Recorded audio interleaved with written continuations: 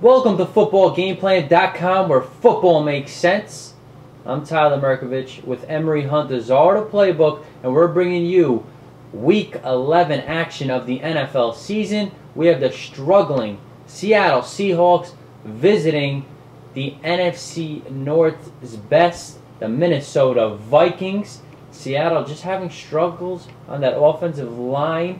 That running game can't really stay consistent. Hasselbeck could move the ball though, but that defense was giving up a lot of big plays, especially getting gashed with the run by Arizona. They had a lead. They lost it against the Cardinals in the second half.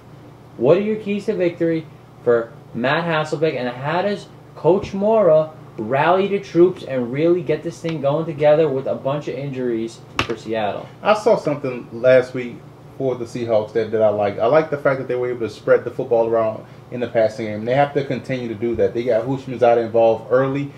Once you get those three guys involved, it makes Carlson's job a lot easier. It makes Forsett job a lot easier. He was able to find some running room against the Cardinals. So continue to spread the ball out offensively. That's going to give yourself a shot, especially against that Vikings secondary, which can be a weak spot of that defense. I also like the fact that the Seahawks playing with some swagger right now offensively. They just have to continue to play for 4 quarters.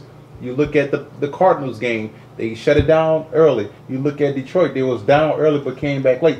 4 quarters of football for the Seahawks. If they can do that, they do have some speed on defense to compete with the Vikings, and they do have some speed on offense to compete. Those are the keys to victory for the Seahawks. And the Vikes, they have something they haven't had in the last couple of years that can beat them other ways than just running the ball. If you're going to stack up against AD all day, Adrian Peterson, let's throw the ball, and that's with Brett Favre, who is building a huge rapport with Sidney Rice, who had over 200 yards receiving against the Lions, albeit the Lions, he still have Percy Harvin, who is a terror in the kicking game also, and Bernard Berrien, and he loves his tight ends, Visanthe Shenko, and it's all coming together for the Vikings. What are your keys to victory for Minnesota, who has that brutal defensive line? Adrian Peterson, number one, has to protect the football. He fumbles the ball entirely too much. He puts the ball on the ground. When you play a good team, if you're going to fumble the ball, that can come back to bite you. No turnovers this week for Peterson against this fast, aggressive Seahawks defense. That's number one. 2, Favre has to continue to work that deep pass, work the intermediate to deep balls, because that's going to loosen up the coverage and allow more running room for Peterson underneath as well too. And I look at the fact defensively, they will want to shut down the run, because if the Seahawks are able to run the football, this can be an upset, because I think the Seahawks are playing well enough. If they can just play 4 quarters, I think they'll be fine. I do like the Vikings in this matchup, but I like this game close.